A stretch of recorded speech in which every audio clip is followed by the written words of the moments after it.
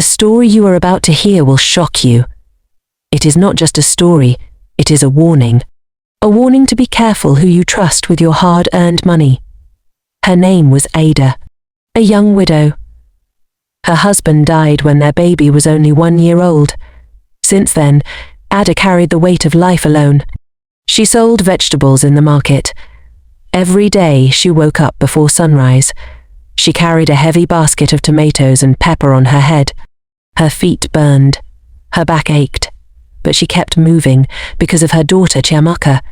For years they lived in a tiny leaking room. Whenever it rained, the roof poured water on their bed. Mosquitoes feasted on them at night. The walls were cracked and smelling. Still, Ada endured.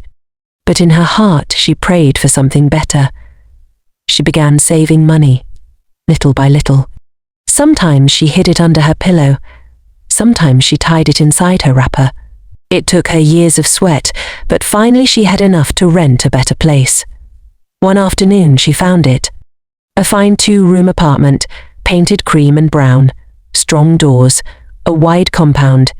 The perfect place for her and her child. She did not know that behind that beauty was a landlady so wicked, so heartless, that her life would never remain the same again. The next day, Ada met the landlady. Her name was Madame Ronk, a tall woman, almost 60. She smiled like an angel. She spoke softly like a mother. "My daughter," she said. "This house is yours if you can pay today." Ada's heart leaped with joy. She brought out her life savings bundles of Naira notes. 3 years of pain and sacrifice. She gave it all to Madame Ronk. The woman collected the money and smiled. "You and your child will enjoy this house. Trust me." Ada knelt down to thank her. A week later, Ada moved in with her daughter. For the first time they slept peacefully. No leaking roof, no cracked walls. Chiamaka even played happily in the compound. But soon Madame Ronki's true colours appeared. The sweet smile vanished. Her voice became sharp like a blade. Her words turned into poison.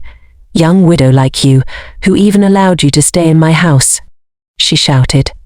She insulted Ada day and night. She would lock the gate and refuse to open for her. She would throw Ada's clothes from the drying line into dirty water. Sometimes she even cut the electricity to Ada's room.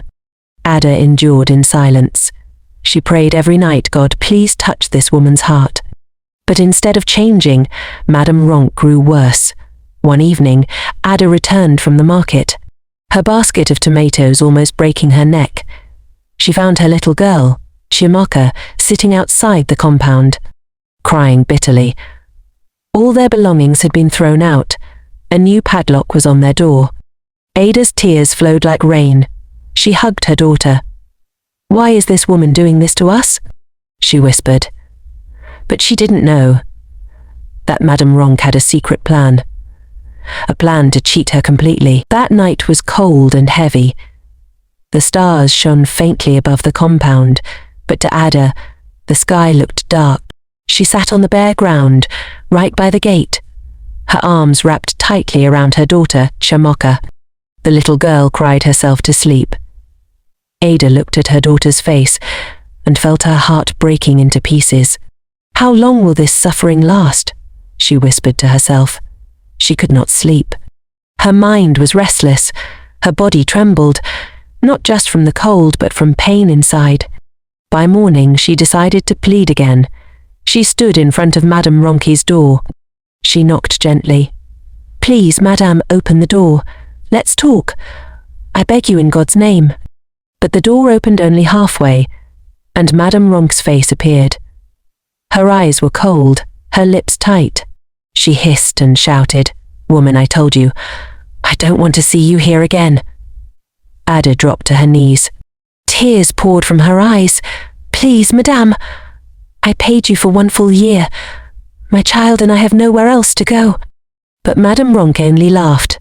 Her laughter was sharp, loud and wicked. "Do you have a receipt? Can you prove it? If not, then you are a fool," she sneered. Ada's body shook. She remembered the day she paid the rent. She remembered how happy she was, how quickly she trusted the woman's smile. And now, that one mistake was destroying her life. Neighbors started coming out of their rooms. They gathered in small groups. They whispered to one another. Some pitied Ada. Others shook their heads. But no one dared to challenge the landlady. By afternoon, 2 huge men arrived. They were thugs sent by Madame Ronk. Their footsteps were heavy. Their faces looked hard and unfriendly. They didn't speak to Ada. They didn't even look at her. Instead, they began to throw her things out one by one. Her old mattress landed in the dust. Her buckets rolled into the gutter. Her clothes scattered across the street. Even her little girl's school bag was flung carelessly into the mud. "Stop! Please stop!" Ada cried, holding her hands together and begging. "My child's books." "Please!" But the men ignored her cries. One of them pushed her aside and barked. "Madam said you must go. You have no right here." Chiamaka clung to her mother's wrapper, crying loudly. "Mummy, where will we sleep? Where will we go?" Ada had no answer. Her chest burned as if fire was inside her. The crowd of neighbors grew larger. Some of them were whispering words like, "This is too wicked. Why is this woman so heartless?" But still, no one stepped forward to stop it. Then, suddenly, an old voice rang out. "Enough." Everyone turned. It was Babatunde, the old man in the compound. He was respected in the community, a man known for fairness. He carried his walking stick, and his eyes burned with anger. He walked to the landlady's door and banged on it. "Madame Ronk, come outside now," he shouted. The door opened slowly. Madame Ronk stepped out with her usual arrogant smile. "Old man, why are you disturbing me? This is my house. I can do whatever I like." But Babatunde raised his stick and pointed at her. "No, this is no longer about your house. This is about your wickedness. Too many people have suffered because of you. It must stop today." The neighbors murmured in agreement. Ada felt a small hope flicker in her heart. But Madame Ronk hissed again. She looked at Ada and spat on the ground. "This woman is lying. She never paid me a dime. She just wants to live here for free." Ada's eyes widened. "No, madame, you know I paid you," she cried. But Madame Ronk folded her arms and looked away. The crowd began to talk. Some said, "Maybe Ada is telling the truth." Others said, "But why didn't she collect a receipt?" Babatunde raised his hand to silence them. "Tomorrow we will take this matter to the community leaders," he declared. "And then the truth will come out." That night, Ada and Chiamaka slept in Babatunde's small house. It was just a tiny room, with an old bed and a mat, but it was warmer than the street. It was safer than the cold night. For the first time in days, Ada felt a small peace. The next morning, the leaders of the community gathered. They sat under the big mango tree in the compound. Men, women, and elders came. They called Ada. They called Madame Ronk. Ada told her story, her voice breaking, her eyes full of tears. She explained how she paid her rent, how she trusted Madame Ronk, and how she was thrown out. The leaders listened quietly. When it was Madame Ronk's turn, she pretended to be innocent. She put on a fake smile. She said, "My elders, Ada is lying. She never paid me. She just wants to disgrace me." But then Babatunde stood up. His voice was strong. He said, "I have lived here for years. I have seen this woman do the same thing to many tenants. They all paid her without receipts, and she threw them out, one after the other." The crowd gasped. Other neighbors began to speak up. One woman said, "Yes, she did it to me 3 years ago." A man added, "She cheated me too. She took my money and threw me out." One by one, voices rose against Madame Ronk. The truth was no longer hidden. The leaders grew angry. They ordered Madame Ronk to refund Ada's money immediately. They warned her that if she ever repeated such wickedness, she would face the law. For the first time, Madame Ronk's pride broke.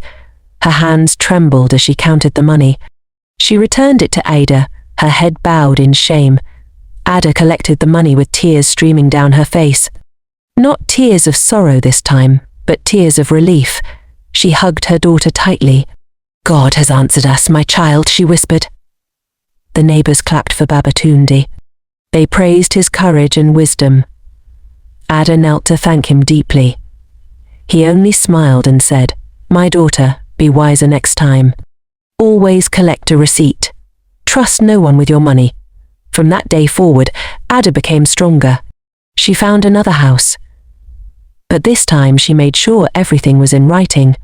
She made sure she collected her receipt. She swore never to fall for sweet words again. Life is full of wicked people who hide behind smiles. Be careful who you trust with your money. Always demand receipts. Always keep proof. Because wickedness may last for a season, but truth and justice will always rise in the end.